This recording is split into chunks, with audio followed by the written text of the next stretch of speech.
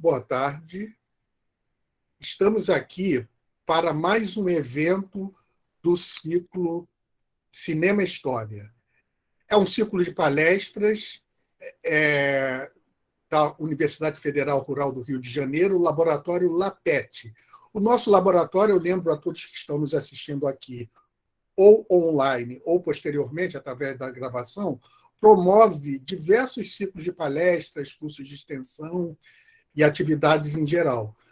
Por exemplo, temos esse ciclo aqui, Cinema História, que se dedica a estudar as relações da história com o cinema, mas não apenas necessariamente as relações da história com o cinema, como também outras mídias, como fotografia, história em quadrinhos, séries de TV, jogos eletrônicos, mídias de uma maneira geral.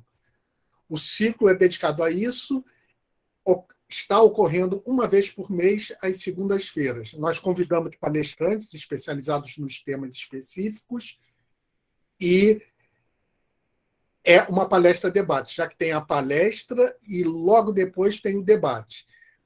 Além de ser um ciclo de palestras que pode ser assistido isoladamente, eu também lembro que nós estamos também com um grupo que está fazendo o ciclo Cinema História como curso de extensão, assistindo às 5 palestras de uma vez e, com isso, perfazendo a carga horária de um curso de extensão para o qual vão obter também os certificados. Além dessa atividade, o ciclo de extensão Cinema História, nós temos outras, como Teses em Debate, na qual convidamos como palestrantes pessoas que defenderam dissertações de mestrado, teses de doutorado, sobre temas diversos, principalmente relacionados às ciências humanas, e há uma estrutura muito parecida com a da palestra de hoje. 45 minutos de palestra e depois 1 hora de debate. Temos também o ciclo Monografias em Debate, onde são convidados como palestrantes pessoas que se graduaram e defenderam monografias para apresentarem seus trabalhos. E temos uma série de cursos de extensão. Por exemplo, agora, nesse momento, nós estamos dando um curso sobre conceitos. Vai se iniciar, na última semana de maio, um novo curso, a historiografia como fonte histórica, e a gente está sempre dando novos cursos de extensão, principalmente nessa área da teoria da história. Então, todos que estão aqui podem ficar cientes e os que estão assistindo à gravação dessas várias atividades promovidas pelo nosso laboratório. O nosso palestrante de hoje é o Pedro Dideco, que é graduado em História pela Universidade Católica de Petrópolis e mestrando do Programa de Pós-Graduação em História Comparada da UFRJ.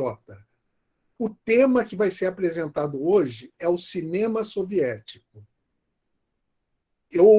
Antes de passar a palavra para o Pedro, eu vou passar a palavra para o Ulisses, que faz parte da equipe do LAPET, e ele vai dar algumas instruções relativas à assinatura das listas de chamada, entre outras, relacionadas ao nosso laboratório LAPET. Ulisses, posso passar a palavra para você nesse momento? Sim. Olá, pessoal, boa tarde. Então, quanto à questão da lista de chamada, né, a lista de presença, nós estaremos enviando depois que o palestrante tiver terminado a palestra. Então, como são dois grupos que estão aqui, o grupo de extensão e outro grupo que se inscreveu, que não pela extensão, nós vamos mandar essas listas diferentes, né? Vão ser diferentes e a gente vai deixar claro ali no chat. Então, dê uma olhada, nós vamos ficar sempre repetindo, tá bom? Para que vocês possam estar podendo se colocar ali a chamada de vocês, tá bom? Então, acabamos de colocar também o nosso canal, né? As questões das redes sociais. Vocês podem estar sempre entrando em contato com a gente pelo nosso e-mail, pelo nosso Instagram, pelo Facebook, né? Inclusive esse bate-papo que nós estamos tendo aqui, esse diálogo, vai estar também na nossa rede, né, pelo YouTube, tá bom? Então acho que é isso, tá bom? Então, nesse momento, eu passo a palavra para o Pedro Dideco, que vai iniciar a palestra sobre o cinema soviético. Pedro, você pode se apresentar, apresentar o tema, falar qualquer coisa que eu não tenha comentado ainda, e você tem aí o tempo aí para a palestra e depois a gente inicia o debate. Tá. Bom, boa tarde a todos. Todos me ouvem bem? Sim, né?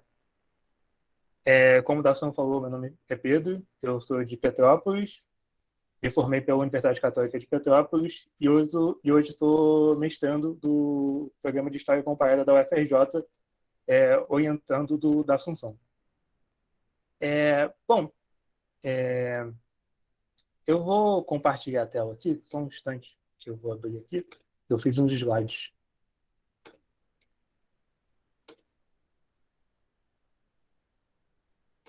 Tá todo mundo vendo?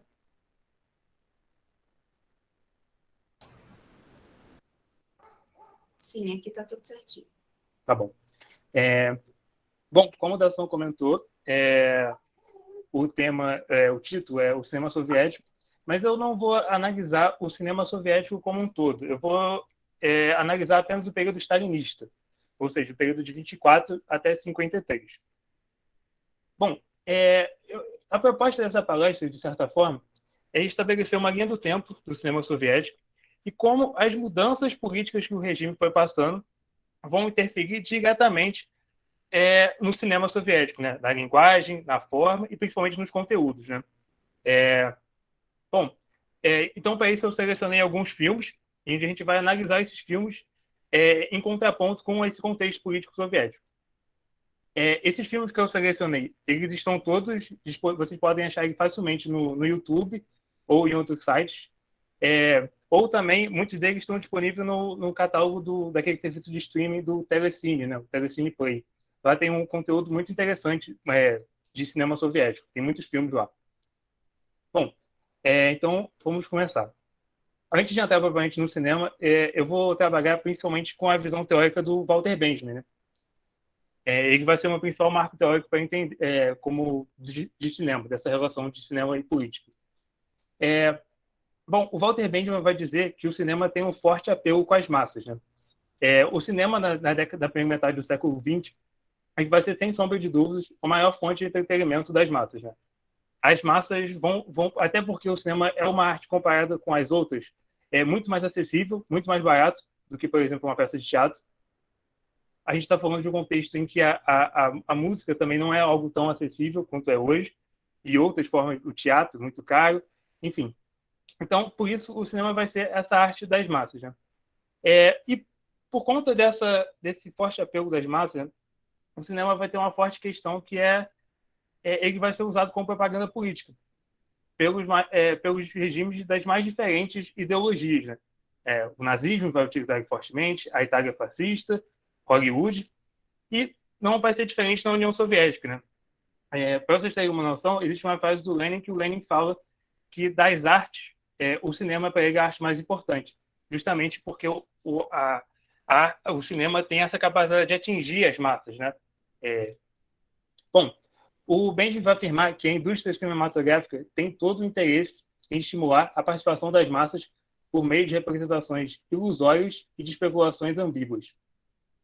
Adorno e Horkheim afirmam em seu texto Dialética do Esclarecimento que quanto mais perfeição com que suas técnicas duplicam os objetos empíricos, mais fácil se torna hoje obter a ilusão de que o mundo exterior é um prolongamento sem rupturas do mundo que se descobre do filme. Bom, então aqui o que esses autores estão colocando, de certa forma, é essa capacidade do cinema, de certa forma, emular a realidade, né? De ser muito parecido com a realidade. O cinema vai ter quase que uma capacidade de criar uma realidade alternativa, né? O que reforça essa característica do cinema como uma forte maneira de propaganda política, né? Bom, e aí o Benjamin vai trazer dois conceitos que para mim são fundamentais, né, para entender essa arte do século XX e principalmente a política, que são os conceitos de estetização da política e politização da arte. Bom, a estetização da política seria utilizada pelo capitalismo e pelo fascismo, que, na visão do autor, tenta organizar as novas massas proletárias sem trocar as relações de poder, através de representação das massas na arte, principalmente no cinema, com o intuito de aliená-los do debate político e, consequentemente, não se rebelarem contra a estrutura vigente. Nisto consiste a estetização da política, de utilizar dos meios e técnicas mais avançadas, rádio e cinema, nos tempos de Benjamin, para propagar imagens e mensagens que provoquem a massa de proletários uma alienação estética que os levem a esquecer a sua consciência de classe e a apoiar os interesses políticos e econômicos do sistema capitalista. Todos os esforços são mobilizados para entender os interesses das massas de se verem de alguma forma representadas esteticamente nessas imagens, de se sentirem participantes do processo político sem questionar as relações de produção capitalista. Bom, a estetização da política seria a utilização dessa arte de massas, no caso o cinema ou o rádio, mas principalmente o cinema, para justamente alienar as classes populares do debate político. Então elas vão achar que elas estão participando ou que o regime está indo super bem, quando na verdade essa não é a realidade, né? Aquela é a realidade que o cinema está representando. Bom, e aí como essa resposta a essa estetização da política, o Benjamin vai trazer o conceito de politização da arte. A politização da arte, por outro lado, seria a resposta das forças comunistas à estetização da política, promovida pelo fascismo. Como podemos perceber na última frase do ensaio, a estetização política operada pelo fascismo, aí representamos com a politização da arte. Assim, o autor termina o ensaio, mesmo se aprofundar sobre o que exatamente seria a politização da arte. Eu esqueci de mencionar anteriormente, né? Todas essas reflexões que eu estou trazendo aqui da obra do Benjamin, né, elas estão presentes naquele ensaio, né, muito famoso, né, a obra de arte na era de sua reprodutibilidade técnica. E aí, então, o Benjamin vai trazer esse conceito de politização da arte. Mas ele não define exatamente o que seria isso, né? Ele só fala que isso seria o que as forças comunistas deveriam fazer em resposta à estetização da política promovida pelo fascismo. Bom, mas ao longo do texto, o Benjamin vai dando indícios do que seria essa politização da arte. Né? Existem no texto indícios de que seria tal projeto, presente, por exemplo, na ideia que a politização passaria pelo uso das técnicas modernas de reprodução e pelos dispositivos cinematográficos da montagem, objetivando combater a ilusão de unidade das obras fascistas. A estética contemplativa e o culto ao líder que elas promoviam. Então, aqui eu acho que também a gente tem dois conceitos, duas características importantes da estetização da política que o Vigarro vai trazer. Que é essa questão da estética contemplativa, ou seja, as massas contemplarem o cinema de maneira alienante, né, sem que o cinema os inspire a tomar a sua consciência de classe e participar efetivamente do debate político, e o culto ao líder que elas promoviam. Né? Essa questão do culto ao líder aqui é uma característica muito importante, e mais para frente, quando a gente entrar propriamente no cinema soviético, esse tema aqui vai voltar. A politização da arte é parte de um processo mais amplo de transformação social, social e política, em que os meios de produção e reprodução da arte sejam colocados a serviço de uma nova sociedade. Politizar a arte é estabelecer a ela seu caráter coletivo, que a perda da aula proporcionou, democratizando a recepção estética das obras da arte, despertando nas massas os anseios da mudança. Então aqui o Benjamin vai trazer essa questão da politização da arte como uma forma da arte efetivamente uma arte libertadora do proletário dessa condição de opressão que ele sofre. Bom, então aqui eu terminei essas duas partes do Benjamin, né? Eles vão voltar agora no texto, mas já dentro das análises dos filmes, né? Mas, novamente, antes de entrar na questão do cinema soviético, eu acho importante a gente fazer uma rápida contextualização desse processo revolucionário.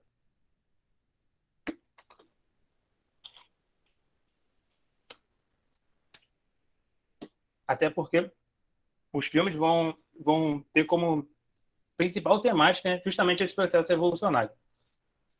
Eu escolhi começar esse recorte, essa contextualização, pelas revoltas de 1905. Né? No ano de 1905, na Rússia, ainda czarista, vão ter uma série de revoltas e greves motivadas por alguns motivos. O primeiro deles é econômico, né? Uma grave crise econômica que atinge o país. A gente tem que pensar que, nesse período, a Rússia é um país... alguns atores vão divergir com relação a isso, se é um país de características quase feudais Outros vão, inclusive, dizer que a Rússia é um país feudal nesse período. E principalmente uma questão política, né? A Rússia ainda vai carregar traços políticos ainda do feudalismo, né? Com o czarismo e tal. Então, essa elite russa, ela quer uma reforma no sentido político, aproximando a Rússia do que está acontecendo no Ocidente, né? Da questão da democracia, enfim.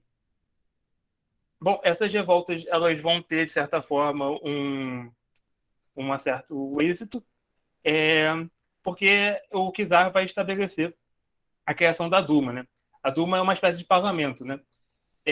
Porém, essas reivindicações não são suficientes e, em 17, a gente vai ter o processo revolucionário de fato. Inclusive, o Daniel L. Reis, né, um dos principais especialistas no tema, né, ele vai dizer que as revoltas de 1905 são uma espécie de ensaio geral do que vai acontecer em 17. Bom, no ano 17, né, a gente vai ter duas revoluções. A primeira delas, burguesa, em fevereiro, né, em que ela vai ser motivada por essa crise econômica, que ainda vai ser que ainda vai perpetuar na Rússia, e muito por conta da participação da Rússia na Primeira Guerra Mundial. A guerra acaba se estendendo mais do que era previsto. Com isso, muitas famílias russas acabam morrendo. Muitas famílias perdem seus pais, seus maridos, seus filhos. Isso já é uma grande insatisfação da população. E era uma guerra que talvez não atendia tanto os interesses russos, né? Então, a gente vai ter no primeiro momento essa Revolução Burguesa, justamente com esse objetivo de modernizar a Rússia, né? De fazer uma espécie de revolução industrial na Rússia, uma revolução burguesa. Bom, e essas revoluções de fevereiro, em primeiro momento, elas vão ser apoiadas pelos comunistas, né? Porque eles viam a necessidade dessa etapa de uma revolução capitalista para posteriormente se chegar na Revolução Comunista, né? Bom, e aí a gente vai ter em outubro, né, uma continuidade dessa crise econômica, né, até pela estabilidade que a Revolução cria, e principalmente pelo curto período de tempo de um evento para o outro. E então o Lenin vai retornar à Rússia, que ele estava exilado, e aí ele vai perceber que esse é o momento para as forças comunistas tomarem o poder, né? Que eles estariam perdendo o bonde da história se eles não, usando uma metáfora aqui, se eles não tomassem o poder naquele momento. Essa é a oportunidade perfeita para eles. Eles vão ser vitoriosos e, com isso, eles vão estabelecer a União Soviética e um regime comunista. É importante ressaltar que a Revolução de Fevereiro ela vai acabar com o czarismo e vai estabelecer um governo provisório, e a Revolução de Outubro acaba com esse governo provisório e estabelece a União Soviética com o Lenin como principal líder, né? A União Soviética, mesmo após a Revolução, vai conviver com uma intensa guerra civil, que vai durar de 17 a 24, onde as forças soviéticas vão lutar com forças monarquistas, czaristas, republicanos e até forças estrangeiras. A União Soviética também vai sofrer por um grave problema, que é a morte do Lenin, né? O Lenin fica muito doente durante um bom tempo, até que em 24 ele vai vir a falecer, e a gente vai ter uma disputa entre Trotsky e Stalin para ver quem seria o seu sucessor, né? Como vocês sabem, o Stalin acaba sendo vitorioso e o Trotsky vai ser exilado e depois executado.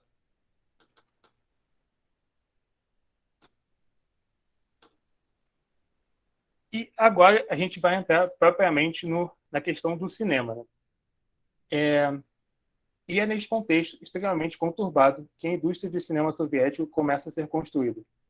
Sob o intenso processo de estatização da produção cinematográfica, todos os estúdios anteriores à Revolução foram desativados, possibilitando uma radical transformação na indústria cinematográfica soviética.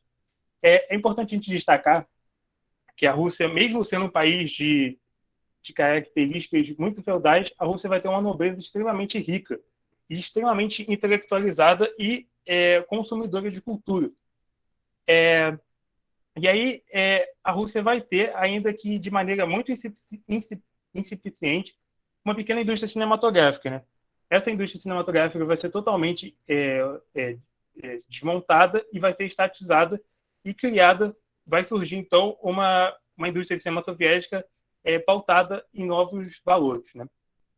Em valores comunistas, né? E aí a gente vai ter o período que vai ficar conhecido ali na década de 20 como a vanguarda russa, né? Esses pioneiros, vamos assim dizer, do cinema soviético, né?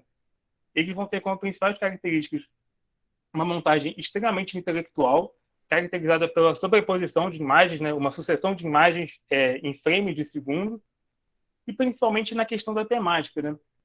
A gente vai ter aqui como principal característica filmes em que o proletariado é o verdadeiro protagonista, e um aspecto curioso é que os filmes não vão retratar o proletariado de maneira individual, mas sim o proletariado de maneira coletiva, né? Quando a gente for analisar os filmes aqui, eu acho que isso vai ficar mais claro. Vocês vão conseguir perceber isso. Bom, e aí o Benjamin, lá na obra de arte, na Era de Sua Reprodutibilidade Técnica, ele vai fazer no texto uma pequena menção ao cinema soviético, que é justamente essa daqui. Uma parte dos atores que encontramos nos filmes russos não são atores no nosso sentido, mas pessoas que representam a si próprios, predominantemente durante seu processo de trabalho. Na Europa Ocidental, a exploração capitalista do filme proíbe observar o direito legítimo que o homem contemporâneo tem de ser ele mesmo reproduzido, né? Então, aqui, essa questão dos atores não profissionais representando cinema, representando eles mesmos, né? É uma característica dessa vanguarda russa, né? Nesse sentido, essa vanguarda russa, ela se aproxima muito para o novo cinema italiano, né? Pós Segunda Guerra Mundial, né? Onde a gente vai ter atores não profissionais. Bom, e aqui a gente vai entrar na questão dos filmes, propriamente. O primeiro que eu selecionei aqui é A Greve, de 1925. Ele vai ser dirigido por um dos mais importantes diretores soviéticos, Sergei Eisenstein. Esse nome aqui eu vou mencionar ele muitas vezes. Eu selecionei muitos filmes dele aqui para a gente observar. No filme, acompanhamos um grupo de operários em uma fábrica que, cansados da opressão imposta a eles, decidem fazer uma greve e acabam sendo fortemente reprimidos pelo Estado capitalista. Bom, essa greve vai ser motivada por conta de um funcionário que vai ser injustamente acusado de roubar a fábrica, né, de furtar a fábrica, né? Essa opressão faz com que ele acabe cometendo suicídio, né, de tanta humilhação que ele sofre nesse processo, de ser acusado injustamente. E isso vai fazer com que os trabalhadores organizem uma greve. Essa greve vai se estender muito tempo. Os patrões vão começar a ficar desesperados, obviamente. Alguns trabalhadores vão ter que voltar a trabalhar por conta que eles precisam receber os seus salários para alimentar suas famílias. Isso vai dividir o proletariado. E os que continuam a greve, eles acabam sendo, no final do filme, massacrados pelas forças czaristas, né? O filme é definido da seguinte maneira por Leandro Saraiva. Em termos gerais, trata-se de um estudo sobre a greve com um momento privilegiado da autoconsciência proletária. Se era verdade que se queria entender a fenômeno greve, era de fato isso que deveria ser feito pela mobilização até mesmo física do espectador. Ou seja, aqui a gente tem essa questão de trazer o proletariado para essa questão da greve, né? Trazer ele para essa revolta contra o sistema que oprime ele, né? Que é, de certa forma, uma questão que o Benjamin coloca na politização da arte, né? Não alienar o proletário do debate político, né? E o Eisenstein, nesse filme A Greve e em outros, ele está justamente trazendo o proletariado para o debate político. Bom, esse daqui, sem sombra de dúvidas, é o principal clássico do cinema soviético. Ele está... quando vocês pegarem esses livros de história do cinema e outras coisas, desculpa aí pelo barulho, tem muito cachorro aqui na rua latindo. Ele é um dos principais clássicos do cinema soviético. Esses livros de história do cinema, todos eles praticamente vão mencionar esse, o Encoraçado Potemkin, né? Ele vai ser também dirigido pelo Eisenstein. O Eisenstein vai ser o principal nome do cinema soviético nesse surgimento dele, né? E justamente por conta dessa questão, dessa abordagem que ele traz um pouco diferenciada do cinema que eram feito ao redor do mundo, principalmente pela sua montagem, que era um tanto quanto exótica, vamos dizer assim, para o período. Né? Ela vai ser, inclusive, muito influente no futuro. O enredo do filme consiste em um grupo de marinheiros que, cansados dos constantes castigos físicos e da comida podre que era oferecida a eles, decidem organizar um montim contra o alto comando do encoraçado Potequim. Os marinheiros conseguem tomar o navio, entretanto, um dos líderes do movimento acaba falecendo no processo, tendo seu corpo levado para a cidade de Odessa.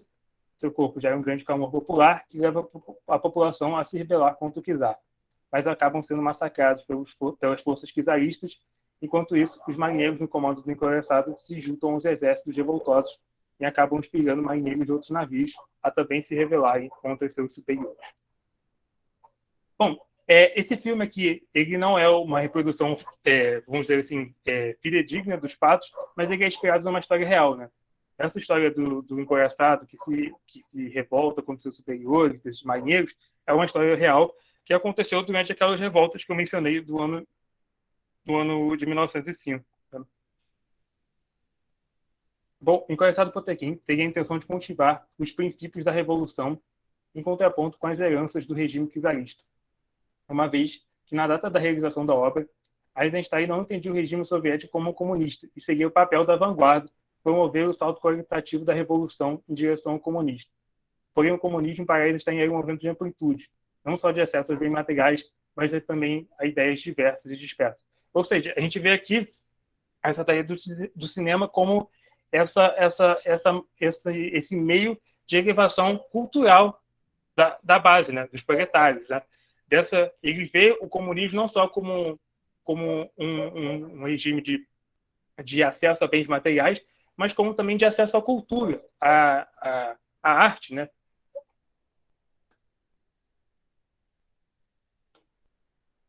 Bom, aqui outro filme do Eisenstein, esse daqui é chamado Outubro, de 1927, e ele vai ser lançado para comemorar o 10º aniversário da Revolução de 1917. Até esse período ele vai ser o maior investimento do cinema soviético no filme. No filme, nós acompanhamos o processo revolucionário desde os movimentos para a Revolução de Fevereiro até o dia 25 de outubro, quando ocorre a tomada do Palácio de Inverno. Dos líderes revolucionários soviéticos, o único que tem maior destaque é Lenin, visto como grande sediador das massas no processo revolucionário. Porém, mesmo com este destaque a Lenin, o proletariado não é colocado à margem do processo, sendo visto como grande responsável pela revolução, pois teve a coragem de se levantar contra o sistema vigente.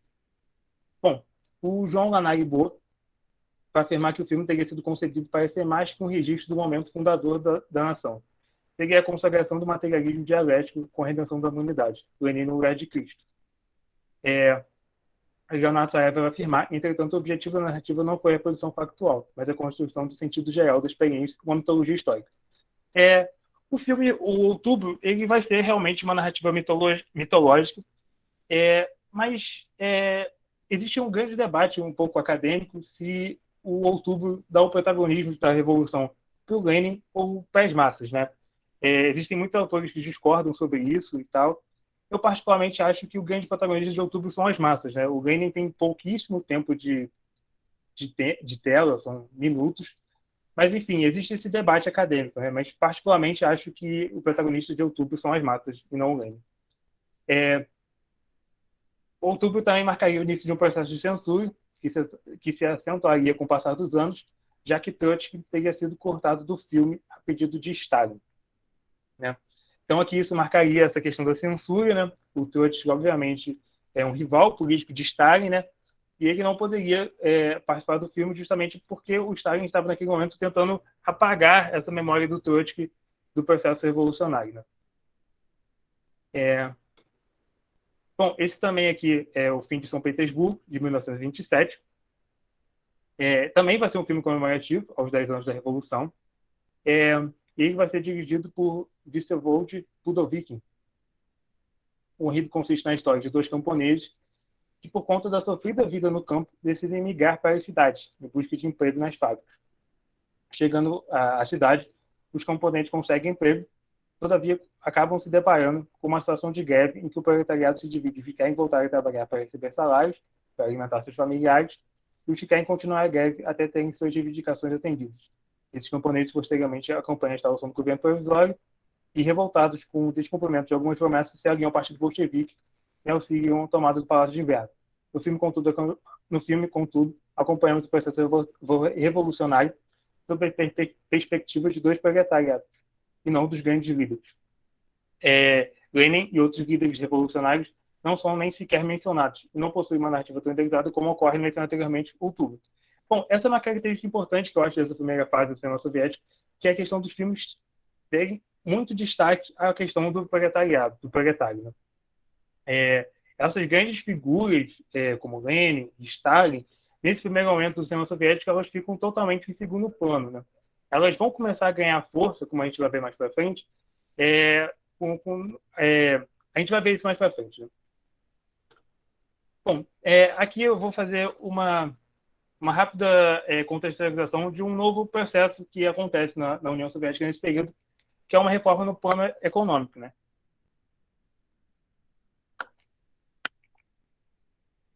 Que são os planos quinquenais, né? Que foi elaborado pelo Stalin, que passaria a ser o norteador da economia soviética, que é justamente essa ideia dessa industrialização da Rússia, né? Dessa questão da Rússia acelerar a sua industrialização em 15 anos. Né?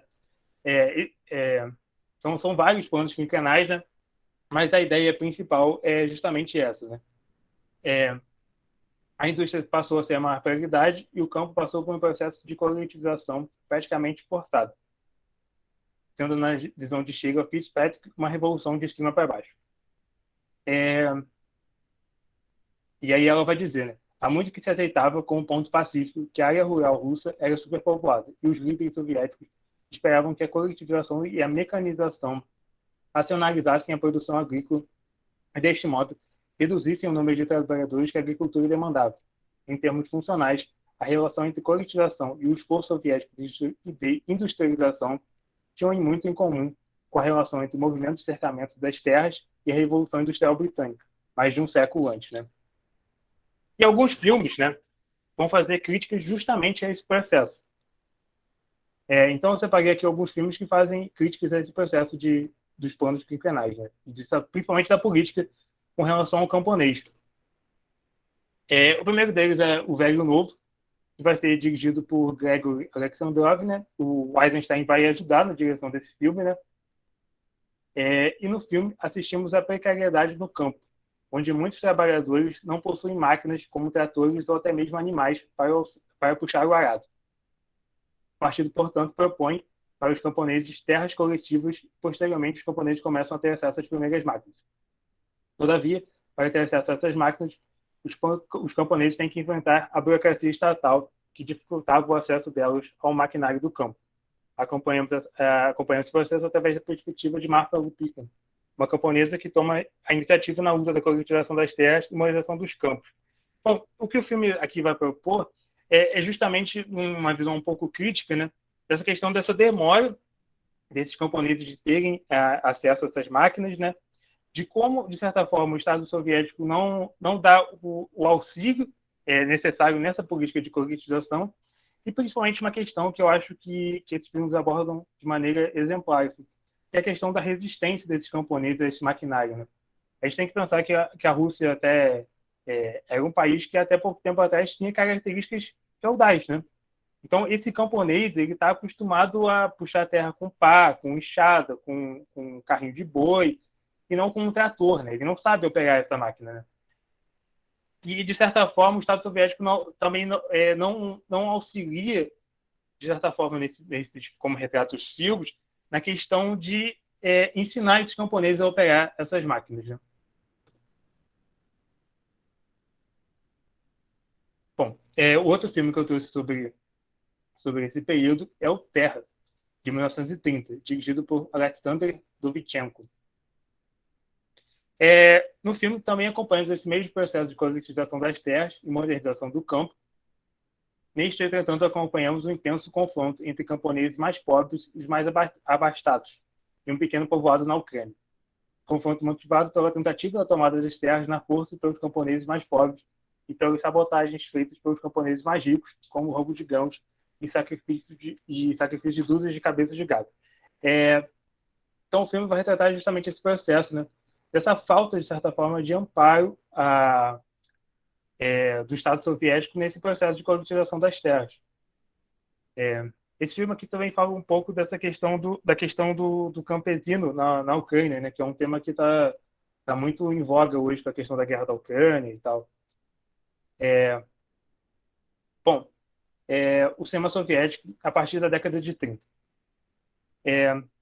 Enquanto os planos quinquenais, né, eles vão ser uma revolução, uma mudança de rumo no aspecto econômico, né? A partir da década de 30 a gente tem uma mudança na questão política e principalmente na questão cultural, né? A partir da década de 30 o regime passaria por uma nova fase, marcada por maior censura e maior repressão aos tidos como inimigos do regime.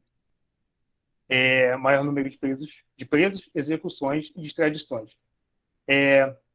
Neste novo contexto político, o cenário das produções cinematográficas na União Soviética mudaria radicalmente.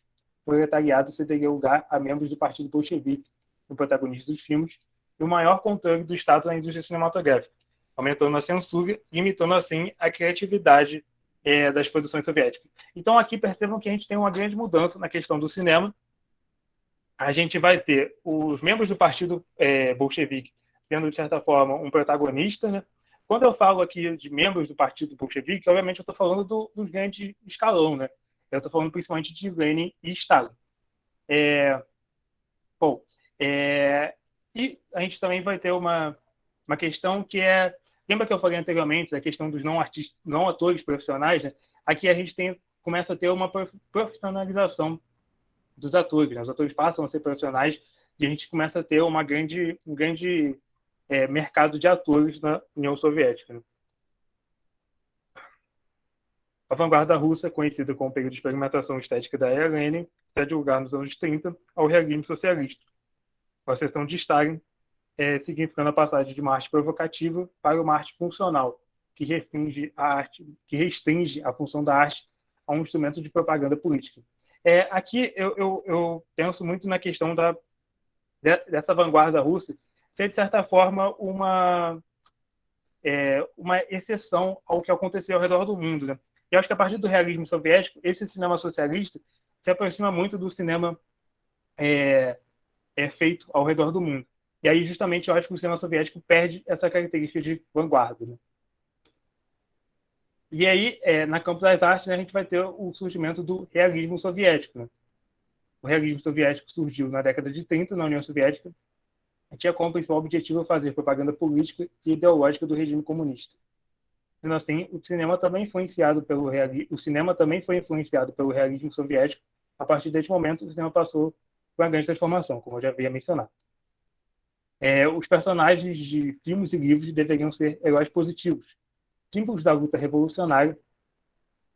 O realismo socialista não rejeitava a forma de arte burguesa do passado, como havia feito os vanguardistas, mas procurava preenchê-la com um conteúdo revolucionário, de acordo com os interesses do partido, que enxortasse a ação e apelasse pelo lado emocional do fruidor.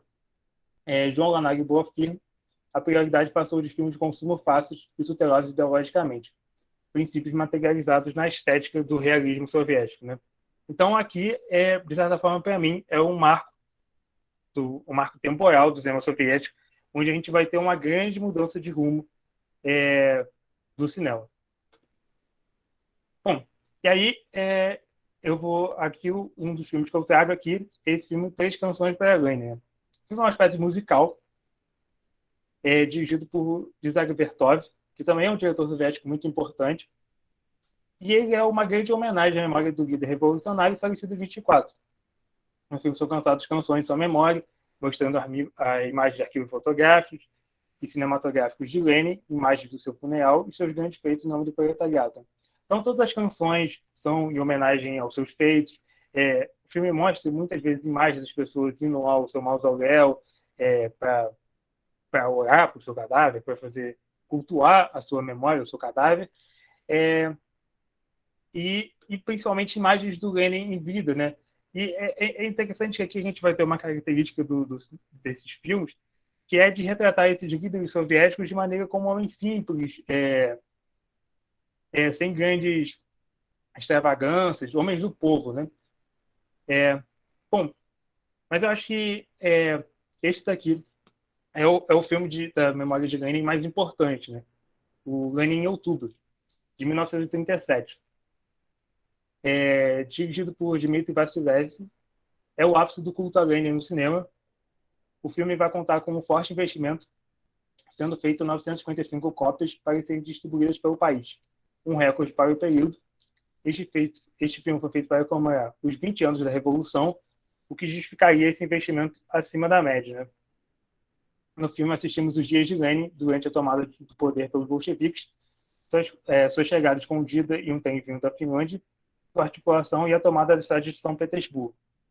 Acompanhamos, portanto, a revolução sob a ótica de Lenin, visto como grande herói, sendo praticamente ignorados os atores sociais, como o proletariado industrial e camponês que foi a luta pela revolução. O líder revolucionário é apresentado como um homem simples, sem grandes luxos, obstinado em seu objetivo de realizar a revolução do proletariado.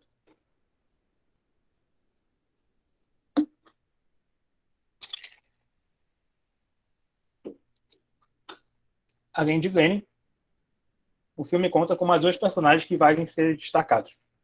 O primeiro é Vassili, membro de baixa importância do Partido Bolchevique, que cede abrigo a Lenin enquanto este organiza a revolução. E Stalin, o grande aliado de Lenin no filme, sendo totalmente ignorada a figura de Trotsky. Enquanto em Outubro, filme comemorativo dos 10 anos da Revolução, o grande protagonista do filme é a Revolução e da Revolução são as massas.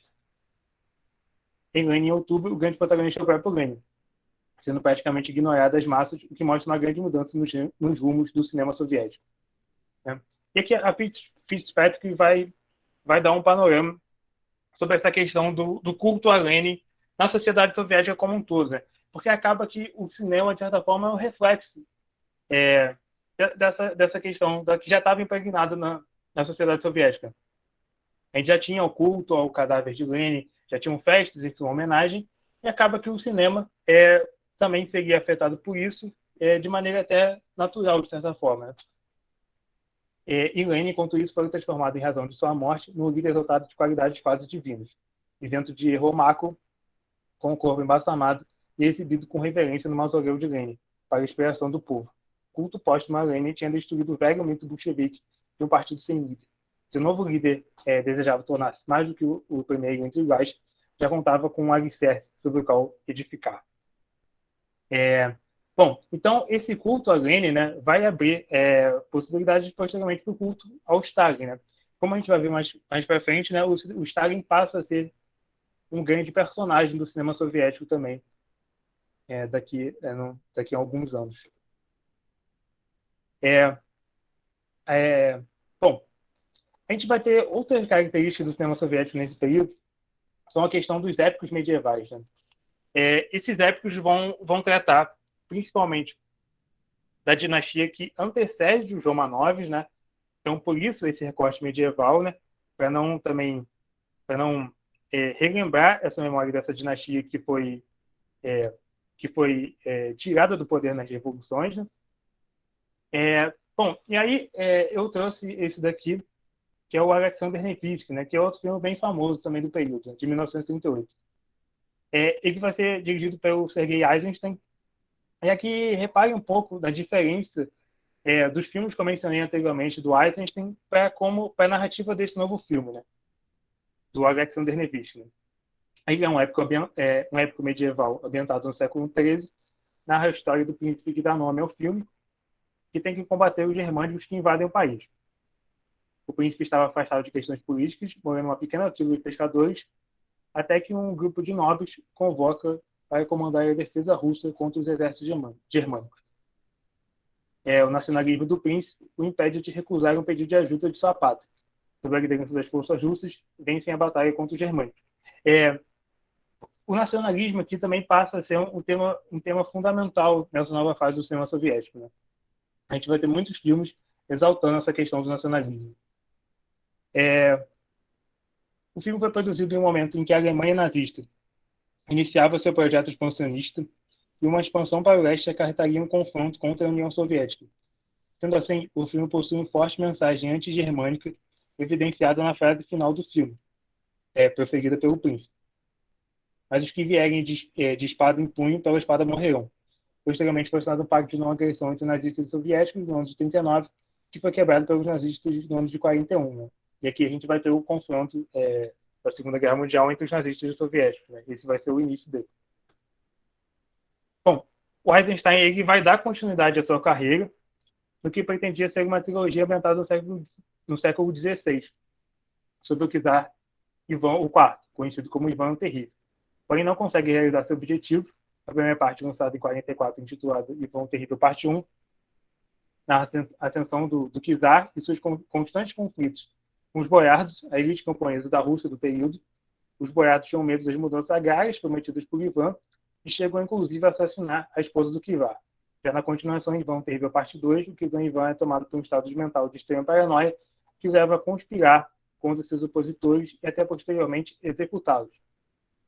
Todavia, a continuação é vítima da política de censura do governo stalinista, já que o filme foi apenas lançado em 58, após a morte de Stalin. O filme foi censurado por divergências entre Stalin e Eisenstein, que veio a falecer no ano de 48, sem nunca mais ter dirigido um filme. A terceira parte ela não é nem gravada, né? A segunda só é lançada em 58. Alguns autores, né, não são fontes muito fidedignas, são muitos boatos e relatos, vão dizer que essas divergências se dão por conta que o Eisenstein fazia de Ivan o Terrível uma metáfora para a figura do próprio Stalin, né? E o Stalin teria percebido essa tentativa do Eisenstein e por isso ele censurou o filme, né? Mas isso é mais até um rumor do que algo concreto, assim, pelo menos nas minhas leituras, foi isso que eu percebi. Bom, e aqui a gente vai ter, assim como o Lenin, né, a idolatria de Stalin no cinema, né? Outra figura idolatrada pelo União Soviética em determinado momento é o próprio Stalin, principalmente após os ocorridos na Batalha de Stalingrado, a grande vitória de Stalin. Sendo assim, o evento tema dos filmes soviéticos deixa de ser a Revolução e passa a ser a Batalha de Stalingrado, confronto entre nazistas e soviéticos entre os anos de 42 e 43, vencido pelos soviéticos após grande cerco alemão que marca o início da derrocada nazista na Segunda Guerra Mundial. Então, a partir de 49, o Stalin vai deixar sua função no cinema de coadjuvante de Lenin na Revolução e, portanto, seu sucessor natural, né? Porque é esse papel que ele estava ocupando no Lenin em Outubro, por exemplo, né? Como o braço direito de Stalin, de Lenin, para ser o grande herói da Batalha de Stalingrado. Stalin tinha agora o seu mito no cinema soviético e o culto a Lenin abriu possibilidades para a idolatria a Stalin. Entretanto, essa idolatria a Stalin não é uma novidade. Esse movimento tem início no ano de 29, ano em que ocorreram uma série de festas para celebrar o 50º aniversário do líder soviético.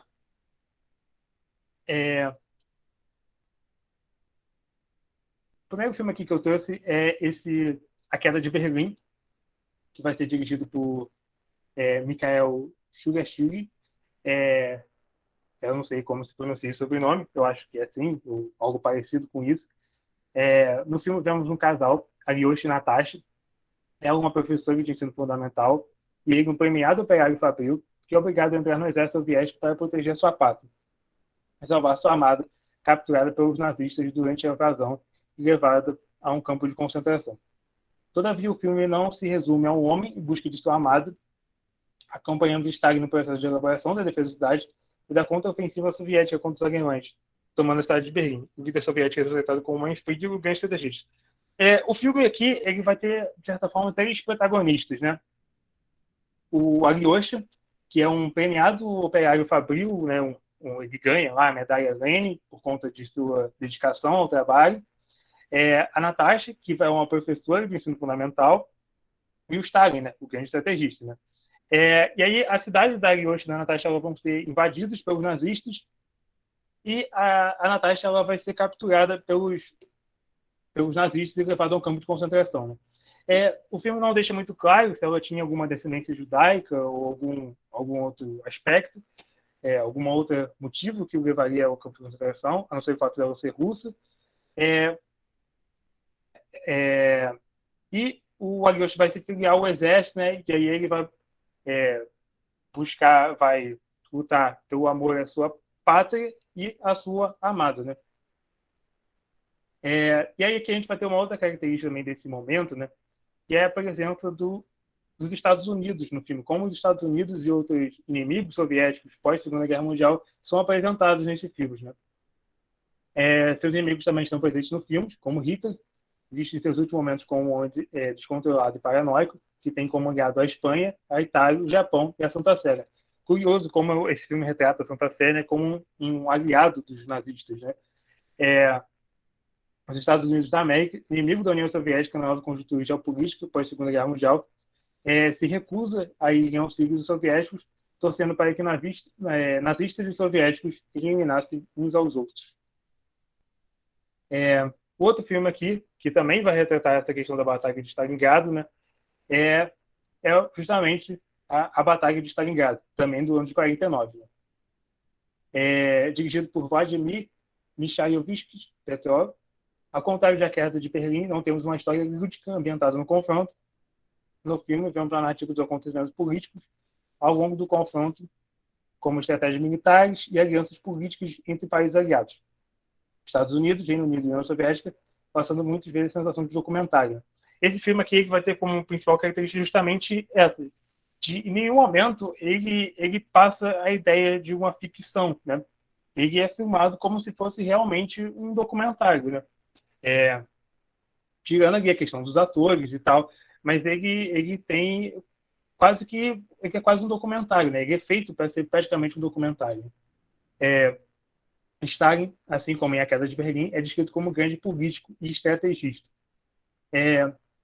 Outro fator em que os filmes se assemelham são o destaque ao novo inimigo da União Soviética, os Estados Unidos, já que, segundo o filme, tanto os Estados Unidos quanto o Reino Unido desejavam o enfraquecimento da União Soviética no confronto com os nazistas, pois ambos tinham interesse em controlar a região dos Balcãs. Né? Agora aqui já caminhando para um encerramento.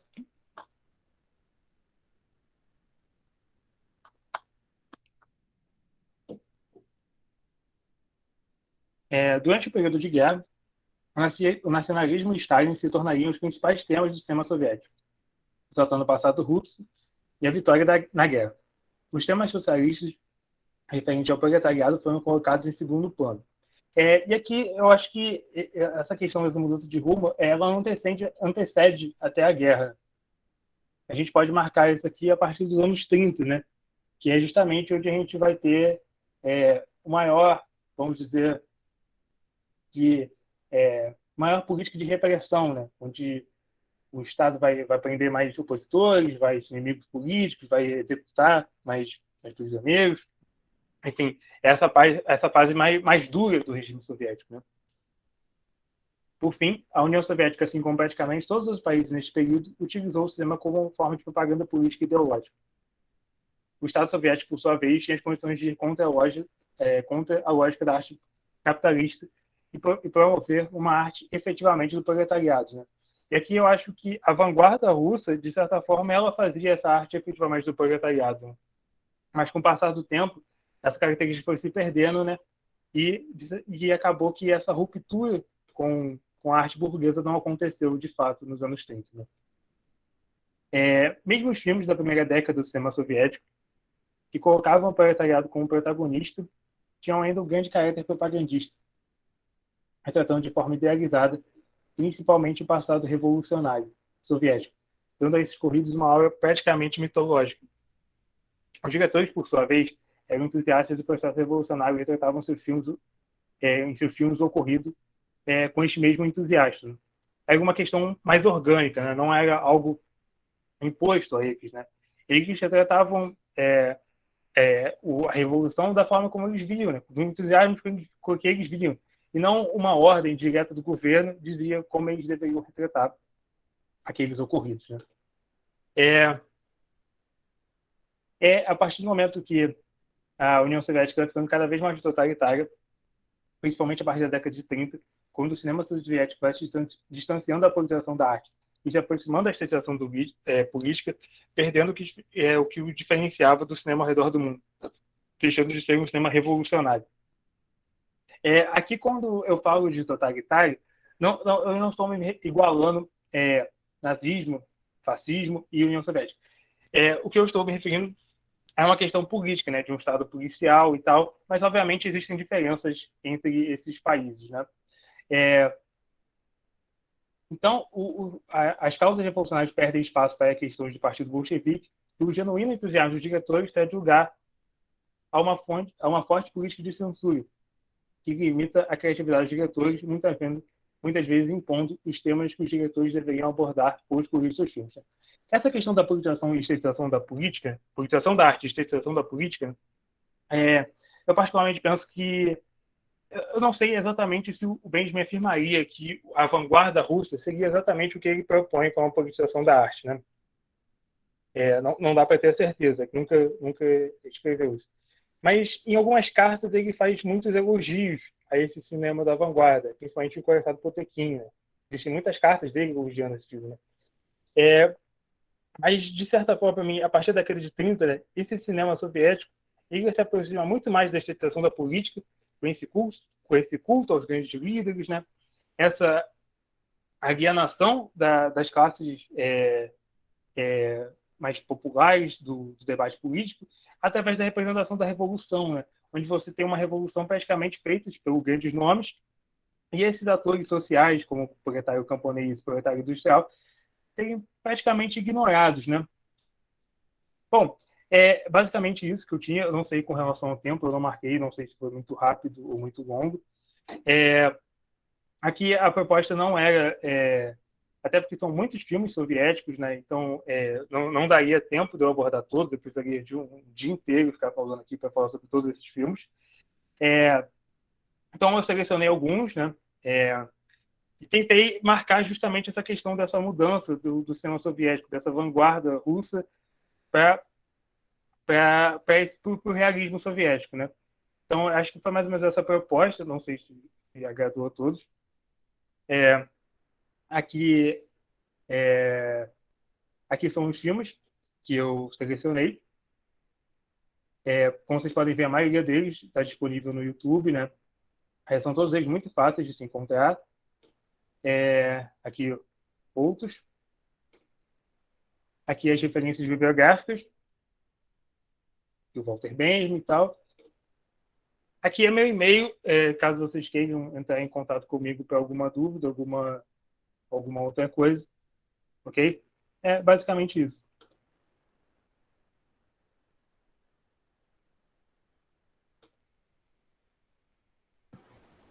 Estão me ouvindo bem? Perfeito, Assunção. Perfeito. Bom, a gente vai iniciar agora a segunda parte do evento, que é essa parte do debate, que é sempre bastante importante, né? Eu fiz uma divulgação aqui dessa palestra também no Facebook, em alguns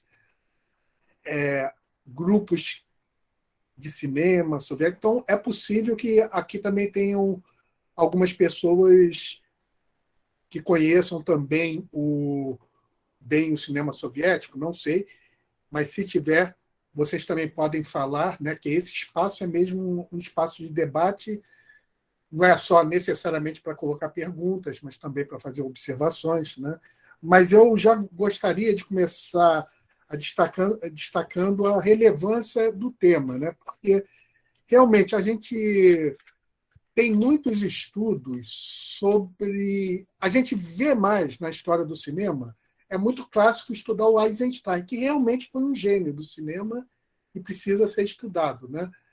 Mas geralmente o que é estudado do cinema soviético, pelo menos que eu veja, é basicamente o Eisenstein. E a gente viu, através dessa palestra do Pedro, que existem vários outros cineastas, né, que merecem ser estudados. E, principalmente, ultrapassando a primeira fase, né, que é a fase revolucionária, quando entra a fase stalinista, eu acho que cai mais o número de trabalhos que estudam, né, o cinema soviético, né? E outra coisa também interessante é que, do mesmo período, já é muito estudado o cinema nazista, né? Mas o cinema soviético, eu acho menos estudado, pelo que eu vejo de dissertações, teses de doutorado, é menos estudado, né? Então, é muito relevante, né, esse trabalho, né, o estudo dessa temática aí do cinema soviético. Eu também chamo a atenção para uma coisa interessante, que é essa necessidade que foi bem percorrida aí pelo Pedro, de, quando nós estudamos o cinema, buscarmos problemas, né? Problemas historiográficos, como, aliás, é uma exigência da história, né? Então, esse problema foi é muito interessante, né? Que é a mudança do protagonismo. Como que uma abordagem cinematográfica, onde que traz como protagonista central o proletariado, o movimento coletivo, ela vai cedendo lugar a uma abordagem cinematográfica que começa a privilegiar ou os heróis tradicionais da história russa, como Alexandre Nevsky, Ivan o Terrível, ou os heróis, ou, vamos dizer, as pessoas que precisam ser cultuadas daquele tempo presente. Lenin, que já tinha, né, era um herói recente, digamos assim, da Revolução Russa, e o próprio Stalin, né, agregando ao culto, a questão do culto à personalidade, também filmes onde Stalin desempenha um papel protagonista, né? Então, essa é uma questão muito interessante, né? Uma problematização interessante de buscar atravessar essa análise dos filmes soviéticos nas suas várias fases.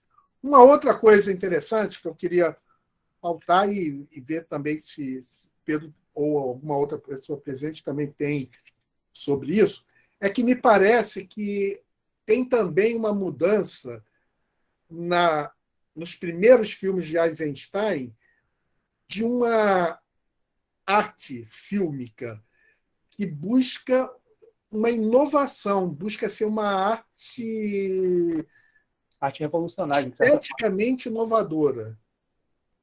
E que essa busca de uma linguagem extremamente inovadora, que a gente vê nos primeiros filmes de Eisenstein, né, onde é presente muito um simbolismo, né, imagens, a questão da própria montagem, né, imagens que vão sendo contrapostas, comparadas umas com as outras, no Outubro mesmo, né, que talvez possa ser já o último filme dessa primeira fase, né?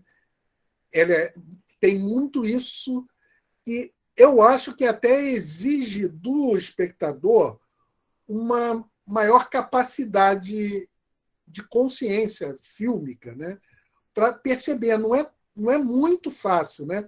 Eu acho que a segunda coisa que eu noto, um segundo problema interessante de percorrer nessa análise da história do cinema soviético é essa passagem de um desejo do próprio, que aparece muito no próprio Eisenstein, de fazer uma arte inovadora, moderna, né, contemporânea para a época, e isso cede espaço à ideia. Então, eu jogo isso no debate para se é isso, né? De fazer uma arte mais compreensível pelo espectador. Ou seja, é sacrificado o poder inovador, a riqueza, né, de criar uma linguagem nova, é sacrificada na segunda fase, é sacrificada em nome de fazer uma arte mais realista, mais imediatamente perceptível, né? Se essa observação que eu estou fazendo aí, ela tem uma validade. É uma observação apenas feita mesmo por ter visto alguns filmes, né? Mas sem ter estudado mais a fundo. Mas me parece isso, que essa questão da linguagem bem elaborada, artisticamente inovadora, cedendo espaço a uma linguagem que visa a compreensão mais imediata, se isso também ocorre, né? Uma outra coisa interessante que eu também quero só comentar e jogar para um debate são as fontes para o estudo do cinema soviético. Nós podemos estudar o próprio filme, como foi colocado aqui, né? Os próprios filmes são fontes para o estudo do cinema soviético. Nesse momento, o cinema soviético é simultaneamente objeto e fonte histórica. Mas a gente tem também outros tipos de fontes que podem ser bem interessantes para estudar o cinema soviético, né? Desde a documentação das próprias instituições que promovem o cinema soviético, né? Ou jornais da época, e, sobretudo, no caso do Eisenstein, como ele foi, além de ter sido um cineasta que produziu filmes que hoje podem ser fontes históricas, ele produziu também muitos ensaios que hoje estão publicados, e particularmente muitos, se não quase todos, né? Eu acho que talvez até todos, não sei se eu posso afirmar isso, todos estão traduzidos para o português, por exemplo, né? Então, esses ensaios do Eisenstein e possivelmente ensaios de outros cineastas soviéticos, mas eu conheço mais os do Eisenstein, eles podem ser muito interessantes também para mostrar uma concepção de um cineasta. Quer dizer, com isso eu chamo a atenção para que nós podemos nos aproximar do cinema soviético através de muitos tipos diferentes de fontes históricas. Os filmes são apenas aquela que, claro, né, talvez seja a cereja do conjunto de fontes, mas nós temos muitas outras fontes que também nos permitem nos aproximar do cinema soviético, né? Então, são apenas algumas observações iniciais, mas eu coloco aqui também como uma pergunta, se realmente... Porque é interessante que o Eisenstein ele morreu em 1948, né, se eu não me engano. Né? Então, ele vive realmente esses dois períodos, o período daquele entusiasmo revolucionário e vive o período stalinista. Se ele realmente vai mudando assim sensivelmente o seu próprio padrão de feitura do cinema de uma maneira significativa. Ou se essa mudança se dá mais através dos novos cineastas. E o Eisenstein ainda mantém um pouco do seu estilo mais artístico do começo. Bom, fica só com uma pergunta inicial e algumas colocações iniciais, essas que eu fiz, mas eu vi ali que a gente já tem ali algumas perguntas muito boas. Eu vi ali, por exemplo, mais acima, e daqui a pouco a gente pode passar a voz para o Caio, que ele estava perguntando sobre a representação, se o Stalin podia ser representado, porque tinha isso no cinema nazista, né? Se o Hitler poderia ser representado por um ator, se o mesmo estava ocorrendo na União Soviética, né? A dificuldade de um ator ser aceito para representar o Stalin, né? Mas eu devolvo a palavra para o Pedro, se ele quer fazer algum comentário sobre isso que eu falei, por enquanto. E logo depois, nós vamos passar para os outros comentários, que alguns deles já estão aqui no nosso chat. Então, eu lembro a vocês, que agora estão interagindo com esse debate, que vocês podem interagir de duas maneiras. Vocês podem tomar a palavra e falar, ou vocês podem registrar seus comentários no chat e a nossa equipe vai ler o comentário. Bom, Pedro, eu te devolvo a palavra, né? Depois a gente passa aí para outras pessoas fazendo seus comentários também. Ok. Sobre a questão que você colocou, que eu vou chamar de vanguarda soviética, que é esse período do Eisenstein ali, dos anos 20, ali, né? E depois dessa questão do realismo soviético, ali, a partir dos anos 30, né? A gente percebe muito essa questão dessa aceitação do público, né? Quando a gente pega os números de bilheteria, né? Os números de bilheteria dos filmes do Eisenstein ali, do Outubro, Coração do Potemkin, são números baixos, comparados com, por exemplo, o Lenny e Tudo, que tem um número muito maior de pessoas que viram, justamente porque eles eram filmes mais acessíveis a esse público, né? Porque o Eisenstein, eu acho que pensava o cinema um pouco mais à frente, né? Como algo mais a longo prazo, de justamente você dar as condições necessárias para o passar do tempo para que essas pessoas entendessem esses filmes, né?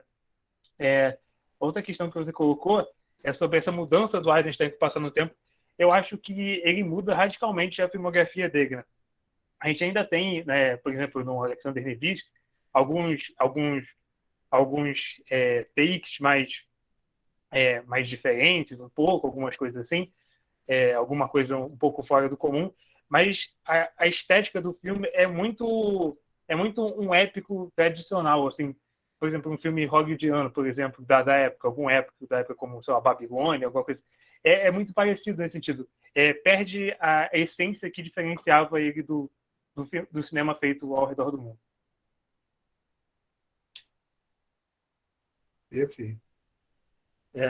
É interessante e a gente pensar assim, que talvez se não tivesse tido o primeiro Eisenstein, né, que fez grandes inovações na estética do cinema, e até o cinema estava ainda se constituindo como uma linguagem, então foi uma grande contribuição, né? E o cinema é elevado a um nível de arte mesmo. Essas outras obras do Eisenstein, eu não sei se o Eisenstein não teria mesmo seria conhecido como o gênio que é hoje, se fosse só o Eisenstein da segunda fase, né? E eu fico também, mas eu não sei se existe um diário do Eisenstein onde ele falasse sobre isso, que essa mudança para uma estética que faz concessões a uma maior compreensão, uma compreensão mais imediata dos filmes e perde em termos de arte, né?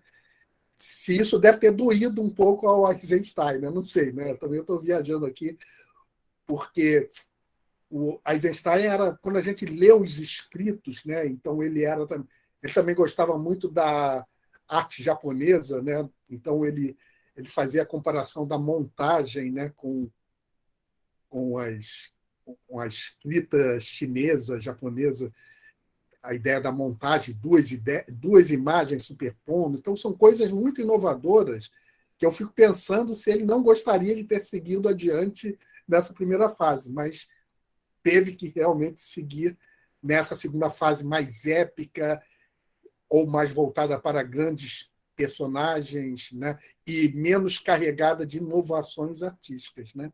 Mas isso é uma curiosidade que eu acho que a gente só vai poder sanar chegando, talvez através dos textos do Eisenstein, né? Ou se tiverem diários, alguns depoimentos desse tipo, que eu ainda não sei se existem, né? Mas a gente pode passar a palavra agora também para algumas pessoas aqui que estão interagindo conosco nesse momento. Como eu disse, vocês podem falar, podem levantar a mão nesse momento, os que quiserem falar, ou enquanto isso, a nossa equipe também vai procurando os comentários que já foram feitos aí, porque já tem alguns comentários bastante interessantes. Ulisses, acho que eu vou passar para você buscar aí os comentários, né, e perguntas que foram feitas aí no chat. Mas vocês fiquem livres para falar a qualquer hora, tá? Antes de ler as perguntas... Mas tem uma pergunta ali interessante da Jéssica. Eu, sem querer, eu saltei porque bateu o meu olho aqui, viu? Que é uma pergunta muito importante para o cinema como um todo, e não necessariamente só para o filme soviético, né? Que é essa ideia, né? Como validar o cinema como fonte histórica? Porque filmes podem ou não ser uma visão particular da realidade. Eu acho que essa pergunta tem a ver com a pergunta que a gente faz para as fontes históricas mesmo, né?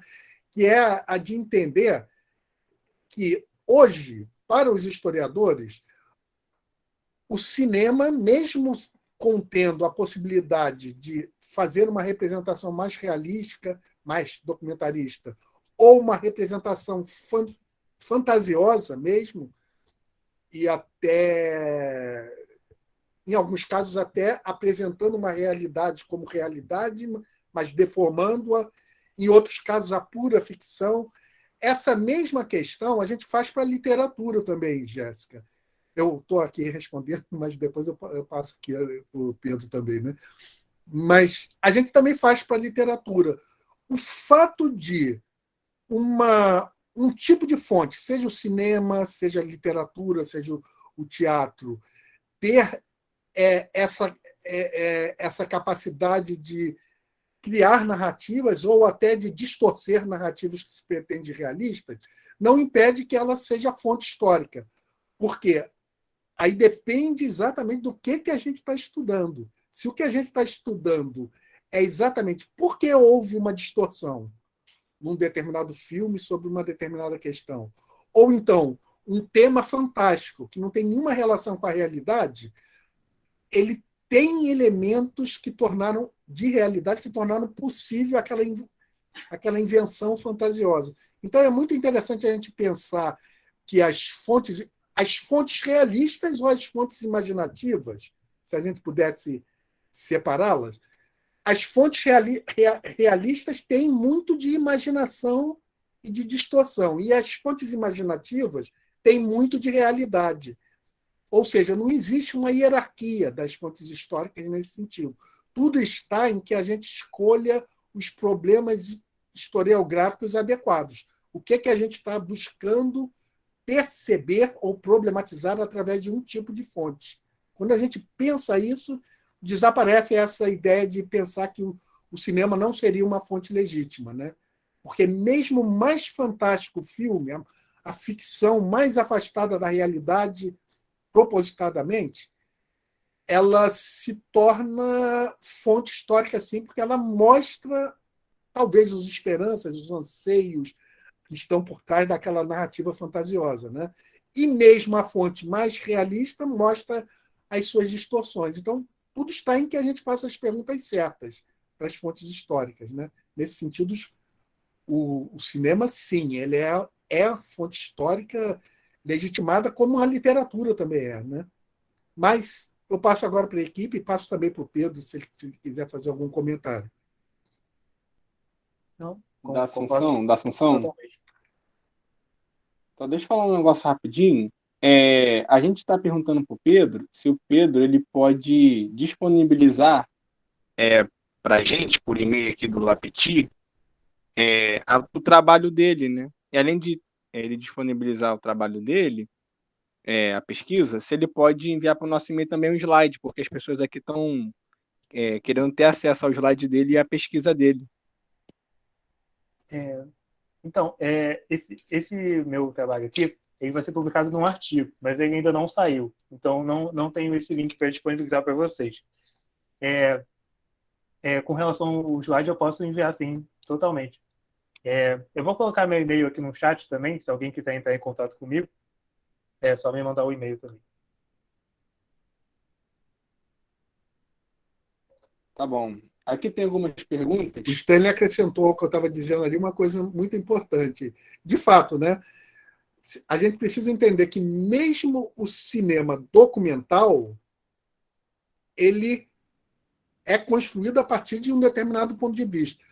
Ou seja, de uma certa maneira, se a gente for pensar, mesmo o sistema documental contém a sua margem ficcional, a sua margem de inventividade e a sua margem de ponto de vista direcionado para interesses específicos. O cinema documental, que é aquele que propõe retratar uma realidade. E o contrário, né, que mesmo o filme mais ficcional contém a sua margem de realidade subjacente a ele, né, porque ele representa algo, anseios, esperanças, medos, temáticas recorrentes, ou as coisas involuntárias que o cinema também apresenta. Eu estava pensando assim, é muito comum a gente estudar através do cinema soviético ou do cinema nazista, a gente pensa logo no aspecto político, né, de estudar a apropriação política desse filme. E é uma temática de estudos importante. Mas esses filmes também mostram uma cultura material, vestimentas, hábitos, maneiras involuntariamente eles mostram outras coisas também. E essas outras coisas também podem ser exploradas, né, pelos historiadores que estudam cinema, né? Mas, Ulisses, temos outras perguntas? Temos sim, eu vou ler uma pergunta aqui, deixa eu puxar aqui. Acho que foi a do Caio, né, lá em cima. Ali. Foi a primeira pergunta que ele tinha feito aqui, ó. Ó, o Caio perguntou o seguinte: haviam cuidados em retratar Lenin e Stalin no cinema soviético? Qualquer ator poderia interpretá-los? Já ouviu dizer que no cinema nazista nenhum ator poderia interpretar Hitler. Então, eles eram representados até por atores diferentes, né? Eles se preocupavam muito com essa questão da semelhança física, né? Então, esses atores teriam que ser parecidos com o Stalin e Lenin, mas eles eram representados sem nenhum problema.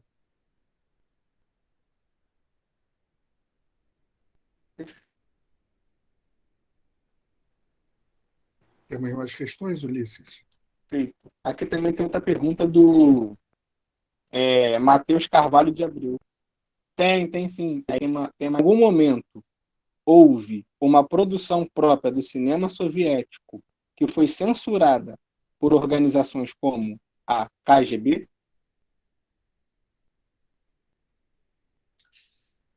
O filme inteiro censurado, eu acabei de dar o exemplo do Ivan o Terrível Parte 2, né? O filme foi totalmente censurado e só saiu depois que o Stalin faleceu. Eu não sei se a KGB propriamente está envolvida com isso, assim, mas o filme foi censurado. E o que acontecia muito era a censura de trechos de filme, né? Por exemplo, eu sei o exemplo do Outubro, né? O Trotsky, ele apareceria no filme, né? E por conta dessas divergências políticas, a cena que ele aparecia foi cortada do filme.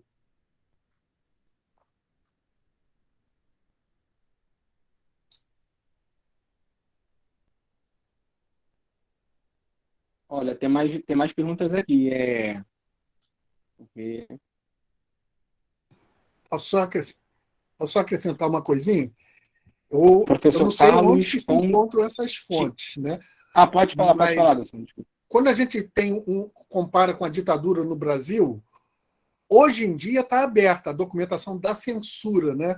Então, os pesquisadores já começaram a estudar lá músicas censuradas, cinema censurado. Tem até um órgão ligado ao Arquivo Nacional, que são alguns historiadores pesquisando só isso, diretamente isso.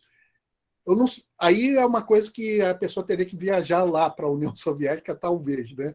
Para ir ou se isso está disponibilizado de alguma maneira em sites digitais, né? É possível que não, né? No caso, mas sim, certamente que existe alguma instituição lá que tem arquivos, né? Arquivos sobre o que foi censurado. Eu só não sei se está aberto ao público. É possível que não, né? Porque aqui, como já acabou a ditadura e houve todo esse período de redemocratização, teve muito isso de abrir documentação da repressão da época, né? E pode fechar também, né?